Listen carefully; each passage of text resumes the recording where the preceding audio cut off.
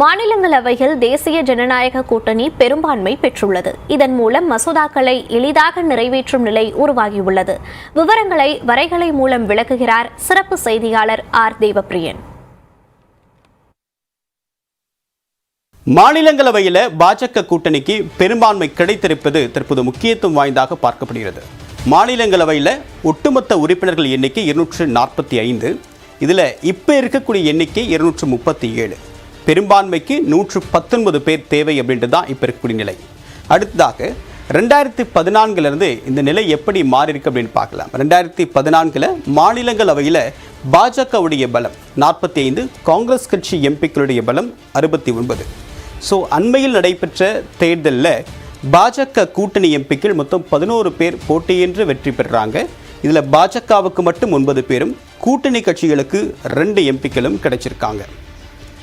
அடுத்ததாக மாநிலங்களவையில் தற்போது எண்ணிக்கை 237, 245 தானே ஸ்ட்ரென்த்து அப்படின்னு பார்க்கும்போது என்ன 8 காலியாக எப்படி இருக்குது அப்படின்னு பார்க்கும்போது நியமன எம்பிக்கள் 4 பேரை இன்னும் நியமிக்க வேண்டியதாக இருக்குது.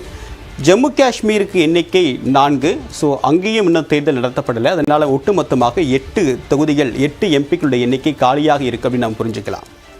அடுத்ததாக தேசிய ஜனநாயக கூட்டணி பாஜகவுடைய ஒட்டுமொத்த பலமே இதுதான். பாஜகவுடைய எம்பிக்கள் எண்ணிக்கை 96, ஐக்கிய ஜனதா தளம் 4, தேசியவாத காங்கிரஸ் 3, இதர கூட்டணி கட்சிகள் அப்படின்னு பார்க்கும்போது 12, நியமன உறுப்பினர்கள் எண்ணிக்கை 6. ஸோ பெரும்பான்மைக்கு 119 தேவை அப்படின்ற நிலையில் அதை கிராஸ் பண்ணி ஒட்டுமொத்தமாக தற்போது பாஜகவுடைய பலம் அப்படின்னு பார்க்கும்போது 121 எம்பிக்கள் இருக்காங்க பாஜக கூட்டணிக்கு. இதன் மூலமாக அவங்க மாநிலங்களவையில் பெரும்பான்மை பெற்றிருக்காங்க. எதிர்க்கட்சிகளுடைய பலம் என்ன அப்படின்னு பார்க்கும்போது ஒட்டுமொத்தமாக 88, காங்கிரஸ் கட்சிக்கு 27, மாநிலங்களவையிலும் அங்கீகரிக்கப்பட்ட எதிர்க்கட்சி வரிசையில் காங்கிரஸ் அமர்றாங்க.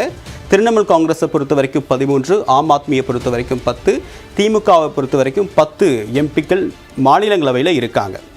அடுத்ததாக மத்திய அரசுக்கு இது என்ன சாதகம் அப்படின்னு பார்க்கும்போது இதுவரைக்கும் ஒரு மாநிலங்களவையில் ஒரு பில்லை பாஸ் பண்ணணும் அப்படின்னா ஒரு ஃப்ரெண்ட்லி பார்ட்டி, கடந்த காலங்களில் திமுகவோ பிஜு ஜனதா தளமோ ஒய்எஸ்ஆரோ பிஆர்எஸ் கட்சிகளை சார்ந்து இருக்க வேண்டிய நிலை இருந்தது.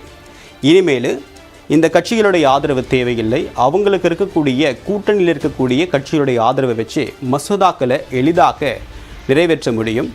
இப்போ 2019க்கும் 2024 ஒரு ஒப்பீடு பண்ணி பார்த்தோம் அப்படின்னா 2 அவைகளில் 2019 முதல் கூட்டத்தில் 30 மசோதாக்கள் நிறைவேற்றியிருந்தாங்க. இப்போ வெறும் 3 மசோதாக்கள் தான் நிறைவேற்ற முடிந்தது. உதாரணத்துக்கு வக்ஃபு சட்டத்தையே நிறைவேற்ற முடியாமல் ஒரு ஜேபிசிக்கு அனுப்பி வைக்கக்கூடிய நிலை ஏற்பட்டது. ஆனால் இப்போ மாநிலங்களவையில் தனி பெரும்பான்மை பெற்றிருப்பது, இந்த கூட்டணியோடு பெற்றிருப்பது அப்படின்றது முக்கியத்துவம் வாய்ந்ததாக பார்க்கப்படுது.